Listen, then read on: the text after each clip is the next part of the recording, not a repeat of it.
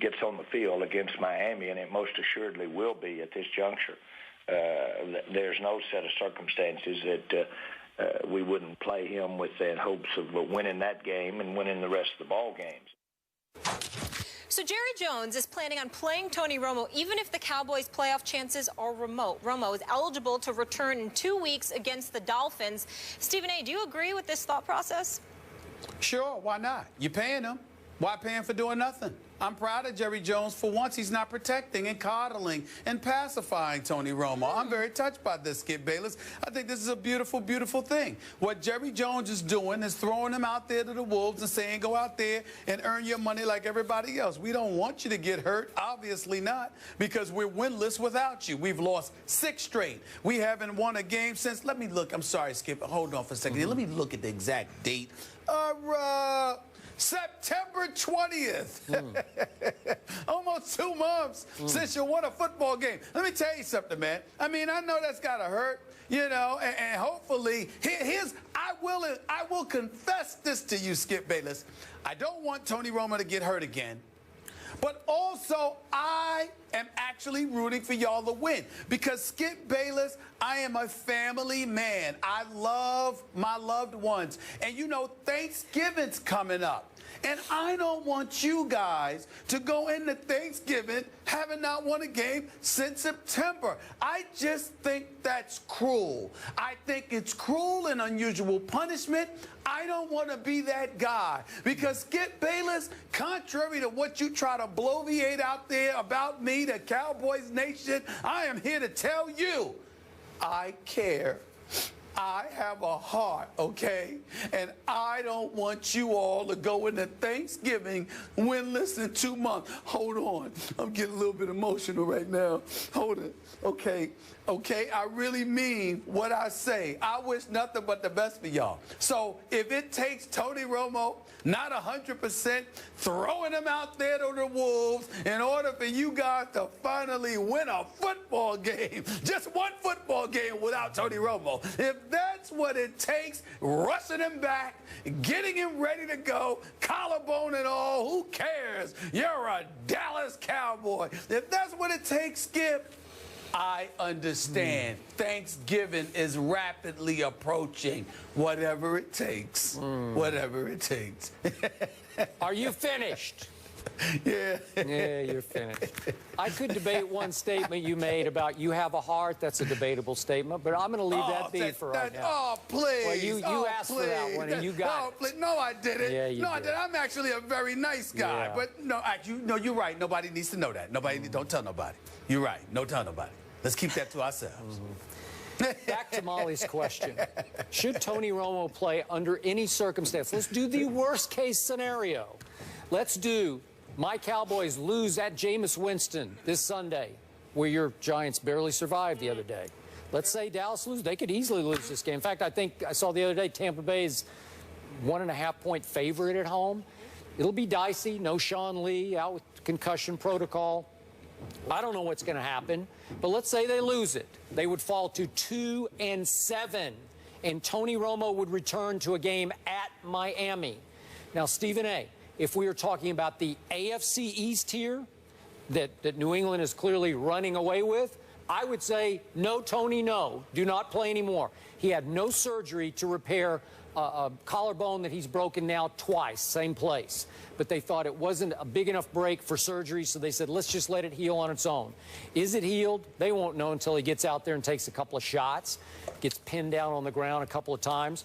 But I am with Jerry Jones when he says, I want our fans to see just how strong this team could be down the stretch. Because in the NFC least, I still think my Cowboys would have a chance at 2-7. You can laugh all you want, but I dare any of you fans out there of this division, go look at the rest of your Giants schedule and tell me that there aren't a bunch of losable games. We don't have time to go through the whole thing. We almost lose every That's game. right, yeah. So they'll all be close. Can you win? Could you go 9-7, Giants? Yep, you could.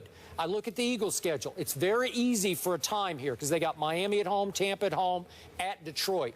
They should get to 7-4. But then I look at the rest of the schedule when it starts at New England, and I'm thinking, I don't know. Could Philly crumble down the stretch and go 9-7? Could my Dallas Cowboys, with Tony Romo back, win out? Could they win at Miami? Then these are tough games now. They got Cam Newton on Thanksgiving at home. They have to go to Washington. They have to go to Aaron Rodgers. The revenge for last year? I don't know. Tough. Jets at home, at Buffalo, in the snow probably in December, and then close with Washington at home. These are all tough games. But could Tony Romo get hot with Des Bryant getting healthy and they win those games and get to 9-7? It's possible in this year's NFC East. So I am with Jerry Jones. Take the plunge. Risk Tony Romo re-injuring his broken collarbone, because I think this is the year when miracles could happen. But Skip Bayless, I'm looking at the Dallas Cowboys schedule, and there are about 6 games that are not in the NFC East. I know that the NFC East is the NFC least. I do understand that, but some of these games, they're not the NFC. I mean, you got Washington. I just read them on this schedule twice. Yeah. Exactly. So I'm like, you got the other teams to deal with. I mean, you're going to lose at Green Bay. You don't understand I don't know about that. You sure about I don't know. With Tony Romo against what's left of Aaron Rodgers, or as I call him, Mr. Rogers. He's now Mr. Rogers' neighborhood up at Lambeau, right? He looks more like Mr. Rogers than Aaron Rodgers. You know what? That's what I'm saying. It hasn't been beautiful I'm gonna bite. I'm gonna do and I'm not gonna even imitate you, but I'm gonna sit there and mirror your thoughts. I thank you for saying that about Aaron Rodgers. You're gonna pay for that.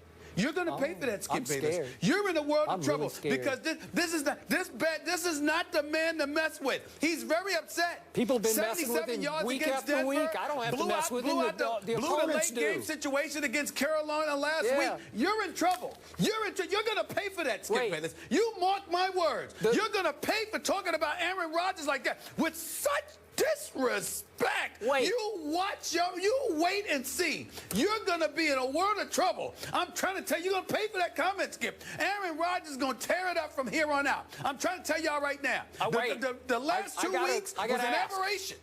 Go ahead. We talking about the same Aaron Rodgers who threw for a total of 77 yards at Denver? Oh, it was 77? Bad. It was bad. I mean, Romo rolls out of bed with 77 yards passing. He gets it in the pregame. 77 yards? Really? Let me tell you something, Skip. Are you kidding me? Skip, you're going to pay for that statement. Aaron Rodgers got an attitude.